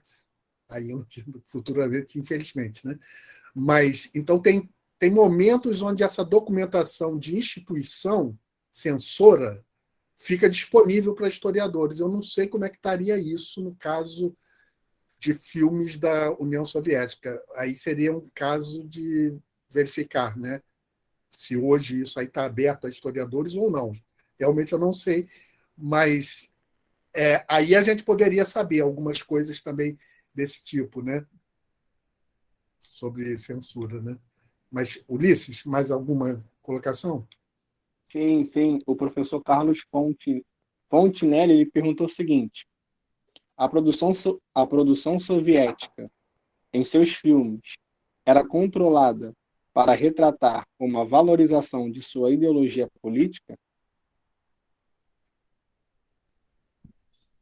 Sim, acho que sim. Os filmes têm essa questão dessa valorização da ideologia comunista, né? Obviamente. Eu não sei ao certo como funcionava isso, como funcionava, qual era o órgão que censurava ou que não, mas acontecia. O que acontece muito, por exemplo, na vanguarda soviética, que é esse período da década de 20, do Eisenstein, é que os próprios diretores eles eram tão entusiastas do modelo comunista que eles meio que não precisavam, tipo, de certa forma, de uma censura, né? Eles se auto-elogiavam o regime, né? É, o entusiasmo revolucionário já funcionava, né, numa certa direção, né? Sobretudo na primeira fase, né, Sim, sim. logo depois da Na década de Revolução, 30 aí realmente já houve um começa a grande questão da entusiasmo, censura e né? tal, outros mecanismos, né? Mais alguma colocação, Ulisses? Sim, tem algumas perguntas aqui. Agora da Patrícia Coelho. Ela perguntou o seguinte: você tem informações sobre o uso pedagógico desses filmes nas escolas como estratégia para cultuar líderes entre a juventude? Não tenho essa informação, não. Teria que fazer uma pesquisa mais específica para ter.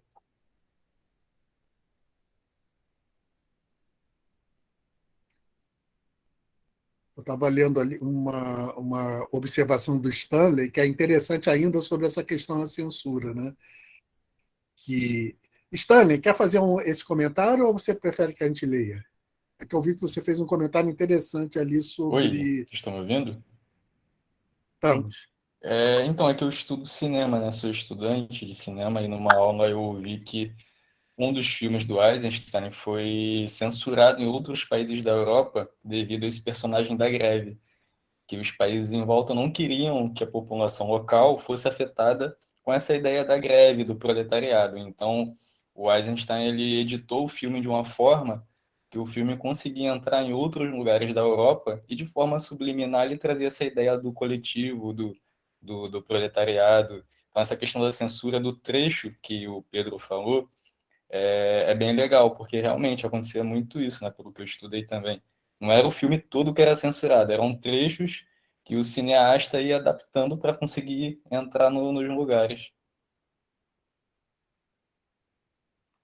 É muito interessante isso, né?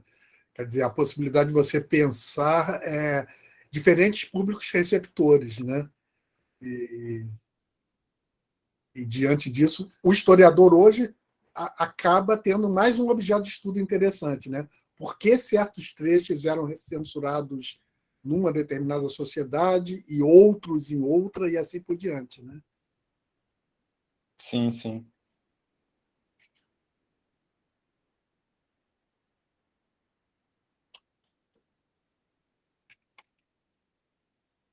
Pode falar, Carlos. Carlos Fontenelle. Boa tarde a todos, ao José, ao grande professor José de Barros de Assunção, que eu tenho vários seus livros aqui, é uma satisfação. Eu falo de Belém do Pará. Então, eu vi um filme que é assim, até fez com que eu até falei em sala de aula sobre a União Soviética, que é até na Netflix, que fala sobre a sombra de Stalin, né? Que fala sobre o repórter de Gales, né? Que retratou a utopia da relação da União Soviética. Por isso que é isso que eu falei desse controle, né? A maioria dos diretores, eles eram, tipo assim, recolocados para manter essa posição, essa imagem do poder soviético como, tipo, forte, né? Se não teve nenhum que, até que falam que foi censurado, que houve uma explanação se era ou não, era controlado dessa maneira, que era classificados os filmes, como era toda essa conjuntura, né, dessa escolha desses filmes. Não era só pensar e produzir, né? Tinha uma banca organizadora, que era tipo assim, olha, você pode ou não pode, entendeu?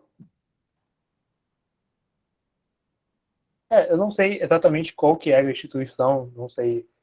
Mas, obviamente, existia algum órgão de Estado responsável por fazer a filtragem do que podia e o que não podia, né? Então, eles assistiam os filmes, obviamente. Alguns livros vão trazer relatos de filmes que o próprio Stalin assistia e tipo dizia o que ele queria, o que ele não queria, entendeu? Alguns livros vão falar disso. Mas eu não sei até que ponto isso é verdade ou não. Mas existia, sim, essa política de censura. E aí, às vezes, censuravam os filmes todos, como acontece nessa continuação do Ivan o Terrível, né? Mas eu não tenho conhecimento de tantos filmes que foram totalmente censurados, né? O que eu conheço é só esse Ivan o Terrível, parte 2. O que eu, o que eu conheço muito são cenas de filmes que são censurados. E havia também, eu não sei onde se encontra a documentação, mas certamente que havia também encontros, né? Congressos, porque eu sei que havia congressos de artistas, congressos de escritores, né? Onde eram passadas certas orientações, né? Então, seria ver se também existiam congressos dos cineastas, né? A censura também se dá muito em forma de investimento, né? A partir do momento que o cara pega o roteiro, a gente está falando aqui de uma cinema que é uma indústria totalmente estatal, né? Então, o Estado que determina para onde vai o dinheiro para determinadas produções, né? Então, a partir do Estado que tem esse controle, ele acaba filtrando o que vai ser produzido e o que não. Né? É verdade. E o próprio cineasta, sabendo que já existe uma tendência à preferência por determinados temas, ele mesmo já se direciona para fazer aquele tema. Né? Também isso deve ter sido particularmente verdadeiro. Né? Seria muito interessante se a gente tivesse, eu não sei se existem, diários, né? Diários de pessoas que atuaram no período cinematográfico e que se esses diários estão disponíveis ou não. Realmente, isso é uma coisa aí que talvez fosse para ser pesquisada lá, né, na União Soviética, se já tem esse material disponível ou não. Né?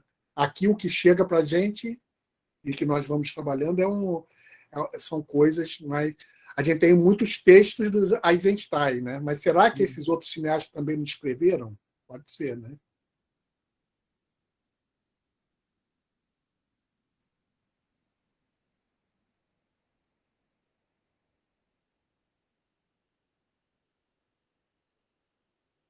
O Stalin fez uma observação interessante ali, Pedro.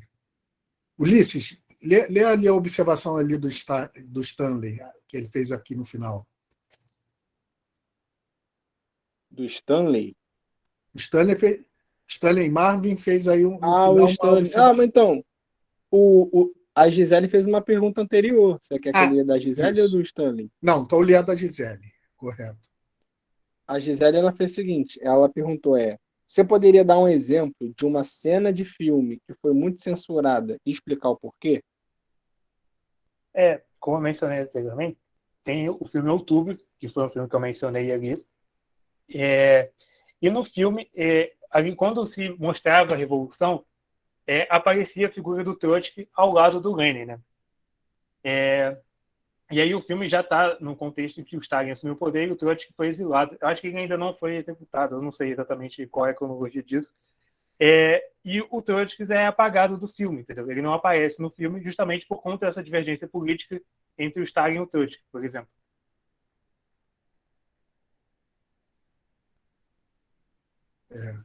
Exato. Pode seguir adiante, Ulisses. Tá, agora vai vir a do Stanley, né? Ele perguntou o seguinte, Pedro, você... Existem evidências que o cinema soviético teve uma influência significativa no Brasil em algum momento do século XX? Não sei dizer. Imagino que esses filmes tenham chegado. Imagino que talvez o Galber Rocha tenha assistido algum desses filmes. Mas mas é um achismo, assim, não tenho essa evidência. O Eisenstein, certamente que ele foi muito influente, né, na história do cinema. Exato, eu acho que pela influência do Eisenstein, eu acho que esses filmes chegaram no Brasil em algum momento, né? Mas eu não sei dizer exatamente. Mas eu acho que o Eisenstein ele influenciou certamente cineastas no mundo inteiro, né? Porque ele foi um pioneiro também, né? Mas eu acho que mais pela força criadora do próprio Eisenstein, sobretudo o Eisenstein da primeira fase, né? E não necessariamente por ser cinema soviético, mas certamente que o cinema soviético deve ter influenciado também, né?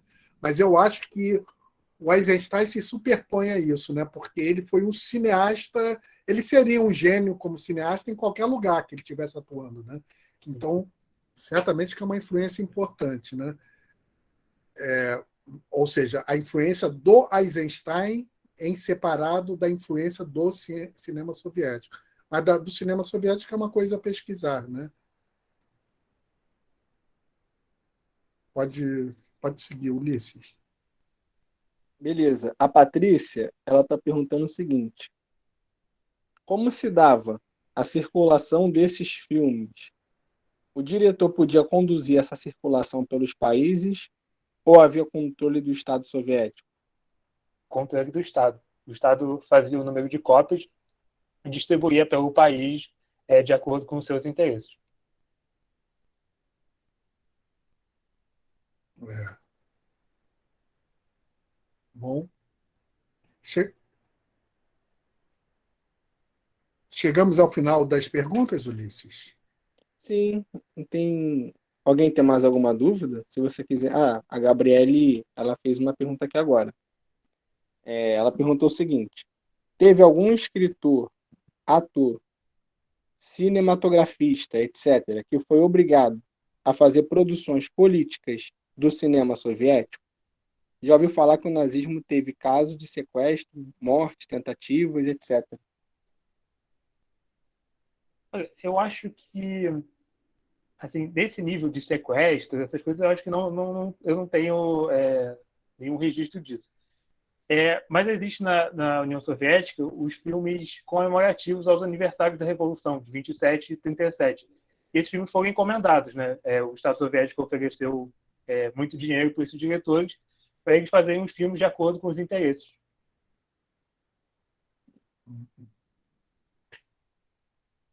Da Assunção, o professor Carlos Fontinelli ele levantou a mão. Pode abrir o Isso. microfone, professor Carlos. Pode falar, Carlos.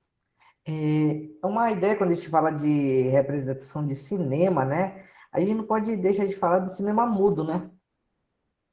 Como era representada a imagem, né? Porque a gente não tem uma representação linguística ali, linguística eu estou falando da fala, né? Mas da imagem, assim, a possibilidade de usar algo controlado pelo Estado, né? Referente à imagem, né? Eu estava vendo um filme que eu tenho um arquivo que fala sobre o Encoraçado Potemkin, né?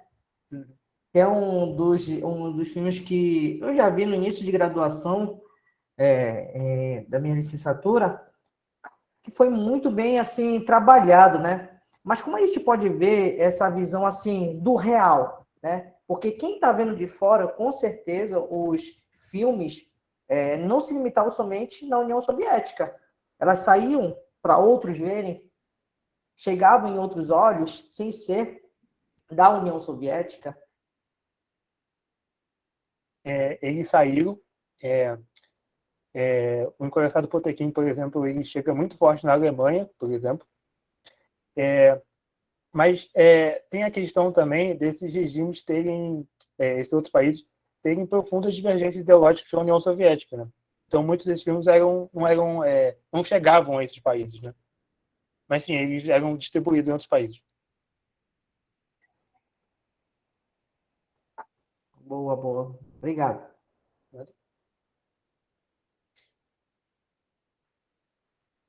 Da Assunção, tem mais perguntas aqui. A Gisele fez uma pergunta aqui, ó. O cinema soviético desse período bebeu de alguma maneira do visual construtivista que era aplicado nas propagandas? Sim, sim. Eu acho que essa primeira fase do Eisenstein ela é bem. É um herdeiro do construtivismo, de certa forma. Assim. Verdade. Bom, gente, eu estou vendo que a gente está se aproximando agora do final aqui do nosso tempo. Geralmente a gente marca assim 2 horas, né? Mais ou menos. Se alguém ainda quiser fazer alguma pergunta, pode fazer, não tem, ou alguma observação. Acho que não tem mais nenhuma pergunta escrita, não, né, Ulisses, por enquanto, né? Não, não tem pergunta escrita, não. Isso. Bom, mas foi muito boa a palestra. Eu, de minha parte, eu vou falar algumas palavras, depois passo a palavra para o Pedro para ele falar suas palavras finais, e depois a gente ainda passa a palavra para a nossa equipe para serem dados alguns recados aí relativos ao nosso laboratório LAPET, né? Mas eu queria agradecer muito a participação do Pedro nessa série, nesse ciclo de palestras Cinema e História, e particularmente o tema é muito interessante, né? O cinema soviético, que a gente vê menos, né, ser trabalhado. Mais adiante, numa das palestras ainda do ciclo, vai ser abordado o cinema nazista também, né? Mas eu gostei muito, achei muito interessante, sobretudo essa possibilidade da gente sempre problematizar, né, o trabalho sobre o cinema, como, por exemplo, essa questão de a mudança de protagonismo que foi trabalhada, né, de como o protagonista coletivo passa para o protagonista individual e, ao mesmo tempo, como que um cinema esteticamente mais inovador passa para um cinema mais realista, mais imediatamente apreensível. São duas questões e outras podem ser colocadas, né? O importante quando a gente trabalha o cinema, na verdade, a história, de maneira geral, é pensar problemas, criar problemas, né? Que tornem possível não você apenas descrever um filme, mas pensar uma questão que atravessa esses filmes ou esse grupo de filmes. E achei muito interessante que também a gente discutiu hoje um pouco o que é isso, trabalhar o cinema como fonte histórica, e que, na verdade, não existe uma hierarquia, né, que coloca o documentário, temos diferentes tipos de filmes, o documentário, o cinema realista, o cinema fantástico, vários tipos de filmes, e todos eles são fontes históricas interessantes. Por quê?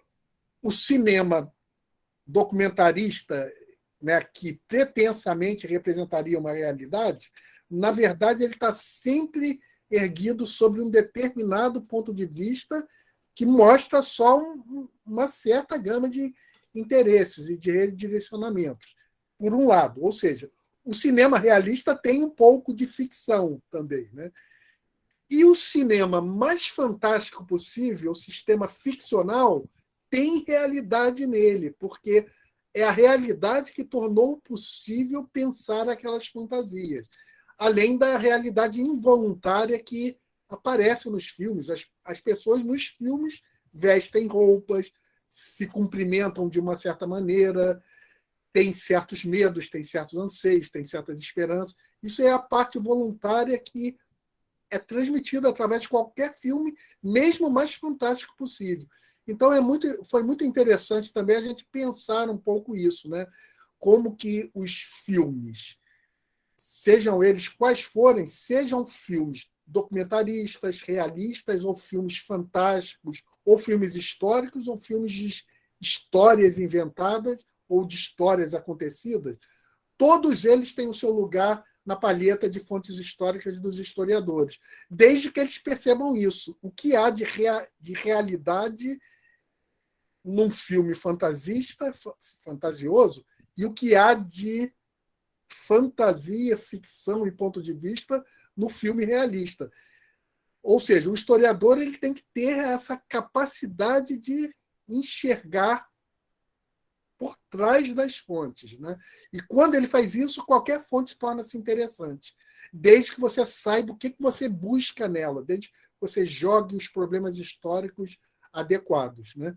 Então, eu queria agradecer muito a essa palestra aqui do Pedro de Deco nesse momento, e a gente vai seguir mais adiante, né? No próximo mês, a gente tem mais uma palestra do ciclo Cinema e História, e eu passo a palavra agora ao Pedro. Eu lembro a todos vocês, aqueles que estão vindo talvez pela primeira vez aqui, que o LAPET tem outras séries, né? Tem a série Monografias em Debate, tem a série Teses em Debate. Em breve vamos inaugurar um novo ciclo, que vamos chamar de interdisciplinaridades, e temos vários cursos também de teoria da história, Vamos começar na última semana de maio, sobre a historiografia como fonte histórica. Então, eu lembro que o nosso laboratório é muito dinâmico na produção de cursos de extensão, palestras, ciclos de debates e assim por diante. E agradeço muito a contribuição do Pedro, nesse momento, a esse ciclo específico, que é o ciclo Cinema e História. Então, nesse momento, eu passo a palavra para o Pedro, para ele falar suas últimas palavras, e depois a gente ainda vai passar a palavra para a nossa equipe, para dar uns recados e alguns comentários. Aí eu peço até para a nossa equipe lembrar aquela questão de que as pessoas podem se inscrever também no LAPET. Tá? Então, Pedro, a palavra é sua. Bom, agradeço ao Assunção pelo convite, agradeço ao LAPET pela oportunidade, agradeço a todos que presenciaram a palestra. Quem quiser entrar em contato comigo, meu e-mail está no chat, eu posso disponibilizar a bibliografia do tema e dar referência dos filmes completos, pedrodideco@gmail.com. E é isso. Obrigado a todos.